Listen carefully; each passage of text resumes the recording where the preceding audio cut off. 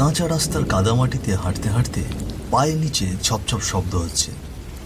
বৃষ্টির ফোঁটা কখনো বড়, কখনো সরু হয়ে এসে পড়ছে চারপাশে। ঠিক এই ভেজা স্যাঁতস্যাঁতে সন্ধ্যাতেই চারজন লোক টলতে টলতে রাস্তা দিয়ে এগিয়ে চলেছে। তাদের গায়ে মদের গন্ধ। তারা চারজন এসে বটগাছের নিচে ঠাঁই দাঁড়ালো। কি রে, কি খেলবি না নাকি? হ্যাঁ, খালি হেঁটে যাচ্ছি, বৃষ্টি থামার তো নাম গন্ধই নেই রে। খেলা হবে না মানে? আরে আজকে তো আমার হাত পুরো জমে আছে, কিন্তু খেলা হবে কোথায়? এই বৃষ্টির মধ্যে তো কোথাও খেলা যাবে না। চল না আমাদের আস্তানাতেই যাই। এই বৃষ্টির মধ্যে আর কোথায় খেলবে? পুরনো ভাঙা বাড়িটাই এখন আমাদের ভরসা। কিন্তু ওই বাড়িটায় যাওয়াটা ঠিক হবে না রে। জানিস তো, পুরাতন জায়গা, কখন কোন ধাওয়া আসে কে জানে। শুনলুম পুলিশ ঘোরাঘুরি করছিল ওদিকটায়। তাছাড়া সেখানে আমরা কি লুকিয়ে রেখেছি জানিস না? কোনোভাবে যদি পুলিশ টের পায়, সব ভেস্তে যাবে। সেই জন্য আমাদের দূরে থাকাই ভালো। পুলিশ এবার এই বৃষ্টির দিনে কোত্থেকে আসবে? চল চল চল, কিচ্ছু হবে না। বৃষ্টি যত বেশি, রাস্তা তত ফাঁকা। আরে আরে তুই ভয় পাচ্ছিস কেন? আরে তাস খেলবো, মদ খাবো। আরে চল না, পুলিশ টুলিশ এলে পরে দেখা যাবে। চারজনের হাসাহাসি আর কথাবার্তার ফাঁকে বৃষ্টির শব্দ আরো জোরে শোনা যায়। তারা দুলতে দুলতে কাদা মারিয়ে এগিয়ে চলে পুরাতন বাড়িটার দিকে। পৌঁছতে পৌঁছতে রাত নেমে আসে। দূরে নদীর কালো ঢেউ অন্ধকারে কেমন যেন সপাত সপাত শব্দ করে ওঠে। বাড়িটার ছাদের চুন খসে পড়ছে। জানালার কপাট একপাশে ঝুলে আছে। ভেতরে ঢুকে তারা লণ্ঠন জ্বালায়। চাল চাল, খেলা শুরু হোক। আমি প্রথম চালটা দেব। দেখি আজ তোর টাকা সব উড়ে যাবে। আরে টাকাটা উড়ে যাবে না রে, আজ আমি একদম হাত শক্ত করে এনেছি, দেখবি কি দারুণ খেলি। ঠিক আছে ঠিক আছে, চল তো আগে তো খেলা শুরু করি। কার টাকা উড়বে আর কার শক্ত হবে সে তারপরে দেখা যাবে।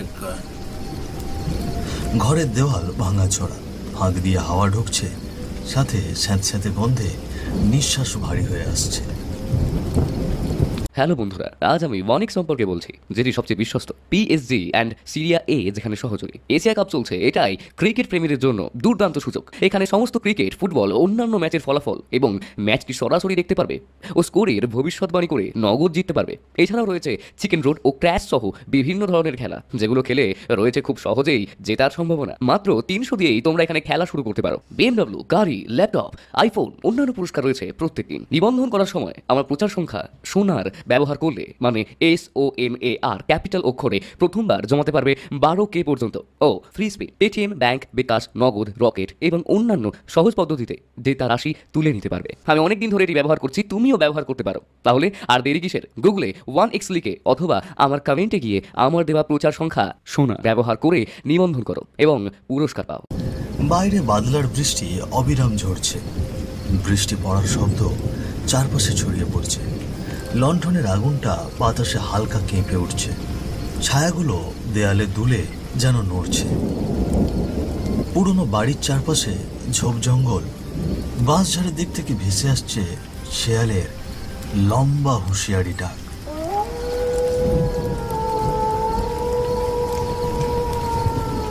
হুক্কা হুয়া করে, যা রাতের অন্ধকারে আরো গা ছমছমে করে তুলছে।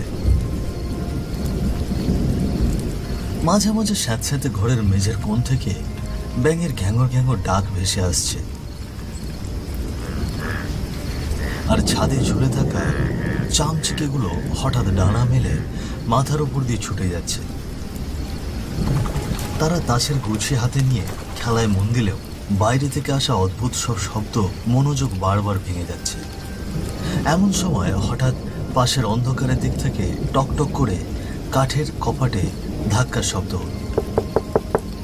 শব্দটা যেন খুব জোরে নয়, কিন্তু এমনভাবে যে চারজনের শরীরে হিম নামিয়ে দিল।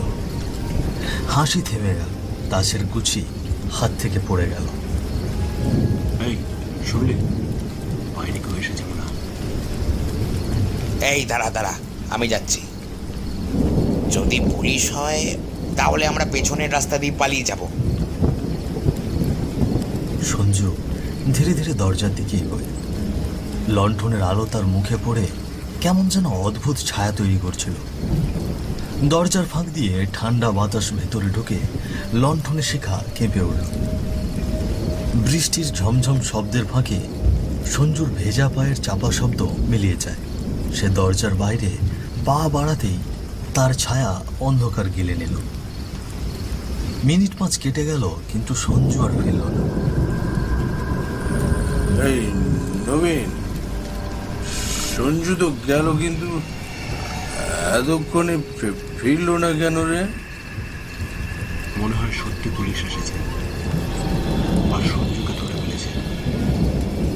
ধর, তুই আধাইরা কথা বলে টেনশন বাড়াস না। পুলিশ যদি ওকে ধরতো তাহলে আমাদেরকেও খুঁজতে ভিতরে আসতো। দাঁড়া, আমি কি উঁকি মেরে দেখে আসি। না, তুই গেলে আমরা কার উপর ভরসা করব? তাছাড়া বাইরের অন্ধকারে কিছু দেখা যায় না। তার চাইতে বরং চল আমরা 3 জনে একসঙ্গে যাই। সব পরিস্থিতির মোকাবিলা করা যাবে একসঙ্গে থাকলে। এখানকার লণ্ঠনটা নিভিয়ে দিয়ে চল, আমরা অন্ধকারের বাইরে যাই। লণ্ঠনটা হাতে নিয়ে রবি দরজার কপাট ধীরে ধীরে খুলল। কপাটের কবজায় ক্রিম করে একটা তীব্র কর্কশ শব্দ বেরিয়ে এলো। তা যেন অন্ধকারকে আরো গভীর করে দিল। বাইরে ঝরঝর বৃষ্টির শব্দ, তার সঙ্গে বাঁশঝাড়ের দিক থেকে অদ্ভুত ফিসফাসের মতো আওয়াজ ভেসে আসছে। অন্ধকারে কাদা ভিজে রাস্তা পেরিয়ে তারা ধীরে ধীরে এগিয়ে যায়। আকাশে মাঝে মাঝে বিদ্যুতের ঝলকানি মারছে, তাতে 3 জনের মুখ আলোকিত হচ্ছে। কখনো অন্ধকারে ঢেকে যাচ্ছে। মুকুল বারবার পিছন ফিরে তাকাচ্ছে, মনে হচ্ছে কেউ যেন দূর থেকে নজর রাখছে। হঠাৎ নবীন ফিসফিস করে বলল, ওই দেখ, ওদিকটায় মাটিতে কিছু পড়ে আছে। তারা সেই দিকে ঘাড় ঘোরাতে দেখা গেল কেউ একটা মাটিতে পড়ে আছে। তারা একটু এগিয়ে গিয়ে যা দেখে তা দেখার জন্য তারা প্রস্তুত ছিল না। তারা হাঁ করে চোখ বড় বড় করে সেই দিকে তাকিয়ে থাকে। সঞ্জুর টাটকা লাশ পড়ে আছে কাদামাটির উপর। মুখটা কাদায় লেপ্টে আছে, চোখ দুটো অস্বাভাবিকভাবে বড় বড় করে খোলা, যেন শেষ মুহূর্তে ভয় তাকে পাথর বানিয়ে দিয়েছে। ঠোঁট কেমন বাঁকা হয়ে আছে, হাত দুটো কাঁধের কাছে শক্ত হয়ে আছে। হে ভগবান, এটা কিভাবে হলো? তাছাড়া এত তাড়াতাড়ি এই নির্জন জায়গায় কে এই কাজ করলো? কেউ মনে হয় ওকে ইচ্ছে করে মেরেছে মনে হয়। শোন, বাঁশঝাড় থেকে আবার শব্দ আসছে। এটা মানুষ না রে, এখানে থাকা ঠিক হবে না। আমাদের জন্য মনে হয় বিপদ অপেক্ষা করছে রে।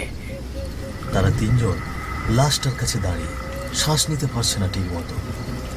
বাতাসের স্যাঁতস্যাঁতে কাদার গন্ধের সঙ্গে এক ধরনের পচা গন্ধ মিশে আছে, আর আকাশটা জোরে জোরে গর্জন করে গুড়মুড় করে ডেকে উঠছে। আর ঠিক সেই মুহূর্তেই বাঁশঝাড়ের ভেতর থেকে ভেসে আছে এক লম্বা কর্কশ অমানবিক হাসি আর একতারা টংটাং শব্দ।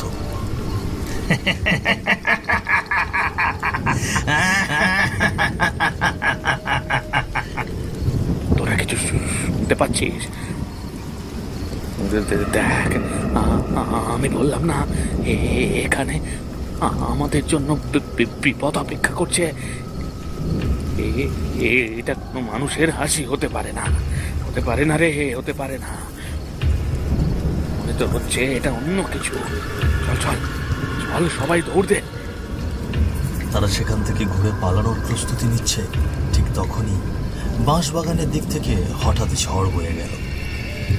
সেই ঝড়ের মধ্যে থেকে ধোঁয়ার মতো এক কালো আবছা ছায়া আস্তে আস্তে বের হতে লাগলো, আর বৃষ্টির ঝাপটা তখন মারতে লাগলো। সেই বৃষ্টির মধ্যে ধোঁয়াটা পাক খেতে খেতে ভয়ঙ্কর আকার নিচ্ছে। বজ্রপাতের আলোয় দেখা গেল তার শরীর রক্তমাখা, বুকের ক্ষত থেকে এখনো লাল তরল বৃষ্টিতে মিশে গড়িয়ে পড়ছে। চোখ দুটো অগ্নির মতো জ্বলছে, ঠোঁট ছিঁড়ে দাঁত বেরিয়ে আছে। হঠাৎই সে এক বিকট দাঁত কাঁপানো হাসি দিল।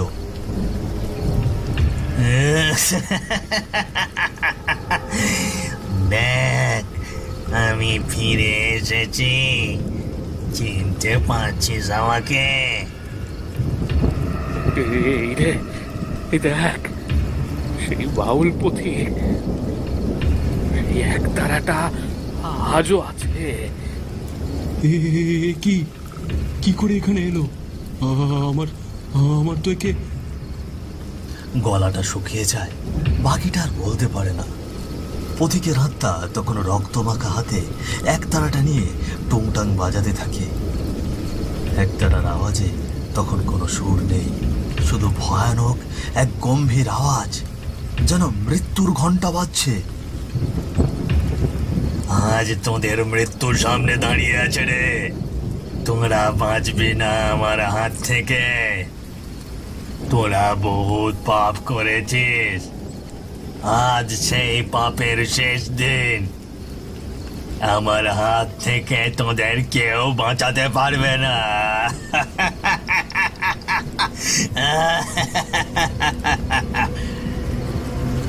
আতঙ্কে তিনজন একে অপরের দিকে তাকালো, বুক শুকিয়ে কাঠ।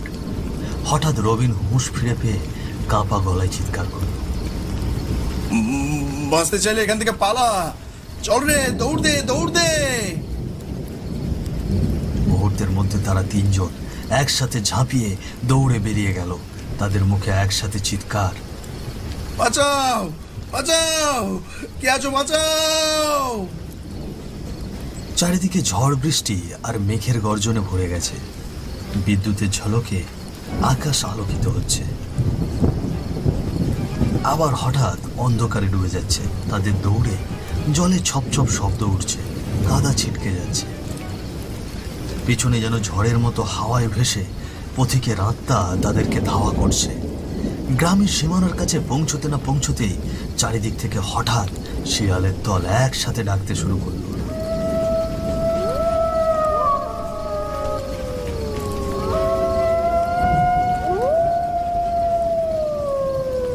হুক্কা হুয়া করে। মনে হলো যেন তারাও আগে ভাগে জেনে ফেলেছে আজ কারো মৃত্যু লেখা আছে এই রাতের অন্ধকারে। বাঁচাও, বাঁচাও, কে আছো, বাঁচাও। তারা দৌড়তে দৌড়তে হঠাৎ গ্রামের ভেতর ঢুকে পড়ল। তাদের চিৎকার গ্রামের প্রতিটা ঘরে পৌঁছে গেল। ঝড় বৃষ্টি ততক্ষণে আরো তীব্র হয়ে উঠেছে। ঘর থেকে লোকজন আতঙ্কে বেরিয়ে আসছে, কারো হাতে লণ্ঠন, কারো হাতে লাঠি। লণ্ঠনের কাঁপা আলো ঝড়ে দুলছে, হলুদ কমলা আলোর ঝলকানি ভিজে বাতাসে ছড়িয়ে পড়ছে। আতঙ্কে ভরা সেই অন্ধকার রাত হঠাৎ লণ্ঠনের হলুদ আলোয় ভরে উঠল, কিন্তু সেই আলো ঝড় বৃষ্টির মধ্যে কেঁপে কেঁপে উঠছে। আরে কি হয়েছে বাবু, তোরা দৌড়চ্ছিস কেন এভাবে? আমাদেরকে আমাদেরকে মেরে ফেলবে। ও আমাদের এক বন্ধুকে মেরে ফেলেছে। আমাদের আমাদের আমাদের কেউ বাঁচতে দেবে না। কাকা, কাকা, আমাদেরকে ওর হাত থেকে বাঁচান কাকা। কিছু একটা করুন আপনি। সে কে কে তোমাদের মারতে আসছে? হঠাৎ বিদ্যুতের ঝলকানিতে আবার সেই ভয়ঙ্কর ছায়া ভেসে উঠল। বিদ্যুতের ঝলকানিতে দেখা গেল সেই অবয়বটির পা মাটিতে নেই, মাটিতে তার কোনো ছায়াও পড়ছে না, ভিজে একতারা হাতে নিয়ে হাওয়ায় ভেসে আছে। ওরা কি বলবে আপনাদের? আমি বলছি, আমাকে হয়তো চিনবেন না আপনারা। আমি পাশের গ্রামের মানুষ, গায়ে গায়ে গান করে বেড়াতো। আমি একজন বাউল ছিলাম, কিন্তু এরা আমাকে বাঁচতে দেয়নি। শুধু আমাকেই নয়, এরা আপনাদের গ্রামের শত্রু, এই দেশের শত্রু। এরা শিশু পাচারকারী, রাতের অন্ধকারে বাচ্চাদের ধরে ধরে নিয়ে যায় ওই জঙ্গলের ভাঙা বাড়ি, ওখানেই ওদের আস্তানা। সেখানে বাচ্চাদের বেঁধে রাখে আর রাতের বেলা পাচার করে। একটু ভেবে বলুন তো, আপনাদের গ্রামে কি বাচ্চা হারিয়ে যাচ্ছে না? হ্যাঁ হ্যাঁ, কদিন আগেই তো রঘুনাথের ঘর থেকে বাচ্চা হারিয়েছে, নন্দলালের ঘর থেকেও মেয়েটা হারিয়ে গিয়েছে। তাহলে এদের কাজই সব। হ্যাঁ বাছা, তোমার কথা কি করে বিশ্বাস করব? তোমার কাছে কি কোনো প্রমাণ আছে? যদি বিশ্বাস না হয়, যাও এখনই কয়েকটা বাচ্চাকে সেখানে খুঁজে পাবে। কিন্তু তোমাকে এরা মেরেছে কেন? আমাকে কেন মেরেছে শুনবেন আপনারা? সেই দিন রাতে আমি গান করে ভিজতে ভিজতে ঘরে ফিরছিল। খুব ঝড় বৃষ্টি হচ্ছিল, আমার কাছে কোনো ছাতা ছিল না। ঝড় বৃষ্টির রাতে নির্জন গ্রামীণ রাস্তা, আকাশে বিদ্যুতের ঝলকানি, চারপাশে শুধুই হাহাকার করা বাতাস আর শিয়ালের ডাক। এরই মধ্যে এক পথিক হেঁটে চলেছে। সে একজন সাধারণ বাউল, তার হাতে একটা একতারা। কাদায় মেখে গেছে তার পা, ভিজে কাপড় গায়ে লেপটে আছে। রাস্তা ফাঁকা, একটাও লোক নেই। হঠাৎই তার চোখে পড়ে জঙ্গলের ধারে একটা কালো গাড়ি দাঁড়িয়ে আছে। গ্রামে এরকম গাড়ি খুব কমই আসে। তার উপর এত রাতে পথিক থমকে দাঁড়ায়, কপালে ভাঁজ পড়ে। ধীরে ধীরে এগিয়ে যায় সেই গাড়ির দিকে। বিদ্যুতের আলোয় ভেসে ওঠে দৃশ্য। চারজন লোক, রবিন, সঞ্জু, নবীন, মুকুল, তিনটে ছোট বাচ্চার মুখ কাপড়ে বেঁধে গাড়িতে তুলছে। বাচ্চাদের কান্নার আওয়াজ চাপা পড়ে গেছে কাপড়ের ভেতর। এত রাতে গাড়ি গ্রামের জঙ্গলের ধারে, ব্যাপারটা তো সুবিধার মনে হচ্ছে না। পথিক এক পা দুপা করে আরো একটু এগিয়ে এসে জোর গলায় বলে, এই যে কি করছো তোমরা এখানে? কার বাচ্চাদের মুখ বেঁধে নিয়ে যাচ্ছ? এইভাবে কেন গাড়িতে তুলছো? তুই আবার কে রে? কোত্থেকে যে ছুটেছিস? হ্যাঁ, চুপচাপ চলে যা বুড়ো, নইলে তোর সর্বনাশ হবে। কিন্তু পথিক ভয় পায়নি। বুকের ভেতরটা কেঁপে উঠলেও সে সাহস জুগিয়ে গাড়ির দিকে এগিয়ে এলো। ঝড় বৃষ্টির মধ্যে একতারা ভিজে যাচ্ছে, তার চোখে বজ্রের ঝলক। সেই চারজন সামনে দাঁড়ালো। তোমরা কি করছো? গ্রামের বাচ্চাদের মুখ বেঁধে কোথায় নিয়ে যাচ্ছ? এই, আমি তোদের কিন্তু ছেড়ে দেবো না। এই বাচ্চাগুলোকে ছেড়ে দে, নইলে এখনই লোকজন ডাকবো, না হলে পুলিশকে জানাবো। এই অন্যায় আমি সহ্য করব না। এই ধরা পড়ে গেছি রে, একে ছেড়ে দিলে কিন্তু সব শেষ হয়ে যাবে। আরে তাহলে দেরি করছি কেন? বেটাকে এখানেই শেষ করে দে। মুহূর্তের মধ্যে তিনজন পথিকের উপর ঝাঁপিয়ে পড়ল, আর একজন বাচ্চা সামলাতে ব্যস্ত। বৃষ্টিতে ভিজে গিয়েছিল মাটি, লড়াইয়ের শব্দ মিশে গেল বজ্রপাতের গর্জনের সাথে। পথিক চিৎকার করলো, বাঁচাও বাঁচাও, এরা পাচারকারী, কেউ এই বাচ্চাদের বাঁচাও। পথিক তাদের সাথে খুব ধস্তাধস্তি করছে, কিন্তু তাদের কাছ থেকে হাত ছাড়িয়ে নিতে পারছে না। সে আবারও চিৎকার করে বলল, তোদের এত বড় অন্যায় ভগবান মেনে নেবেন না। তোরা এইভাবে কত মায়ের বুক খালি করেছিস, হ্যাঁ? আজ যদি আমাকে তোরা শেষ করিস, তারপরেও তোদের এই অন্যায় শাস্তি পেতেই হবে তোদের। কঠিন শাস্তি পেতে হবে তোদের। তারা পথিকের গলা চেপে ধরল, শব্দ হারিয়ে গেল, অন্ধকারে ঝলসে উঠল চাকুর ধার। সে চাকু বসিয়ে দিল পথিকের বুকে। এক মুহূর্তে লাল রক্ত ছিটকে পড়ল কাদামাখা মাটিতে। পথিক কুঁকড়ে পড়ল, তার একতারা হাত থেকে পড়ে গিয়ে কাদার মধ্যে টুংটাং করে বাজলো শেষবারের মতো। সেদিন ওরা আমাকে খুন করে শান্ত হয়নি। ঝড় বৃষ্টির সেই অন্ধকার রাতে আমার দেহ মাটির নিচে পুঁতে দেয়, কিন্তু ওদের অন্যায় থামেনি। আজও এই ভাঙা বাড়ির ভেতর থেকে বাচ্চাদের পাচার করা হচ্ছে। যদি বিশ্বাস না হয়, যাও এখনই কয়েকটা বাচ্চাকে সেখানে খুঁজে পাবে। এই নরপিশাচদের বাঁচিয়ে রাখা উচিত হবে না। ওদের জন্য একটাই শাস্তি, মৃত্যু। পথিকের আত্মার কথাগুলো শুনে গ্রামের লোকজন আর চুপ থাকতে পারলেন না। সবার চোখে ক্রোধ, হাতে লাঠি, বাঁশ, লণ্ঠন। কেউ চিৎকার করে উঠলেন, এরা না জানি কত মায়ের কোল খালি করে দিয়েছে। এরা দেশের সর্বনাশ করছে, বাচ্চাদের পাচার করে টাকা কামাচ্ছে। ধর শালাদের, এদের বাঁচিয়ে রাখা পাপ। ঝড় বৃষ্টির রাত, বিদ্যুতের ঝলকে গ্রামবাসীরা একযোগে ঝাঁপিয়ে পড়ল। চিৎকার, হাহাকার, লাঠির আঘাতে তিনজনে একে একে মাটিতে লুটিয়ে পড়ল। শেষে নিস্তব্ধতা নেমে এলো। শুধু বৃষ্টির শব্দ আর দূরে শিয়ালের হুক্কা হওয়া ডাক।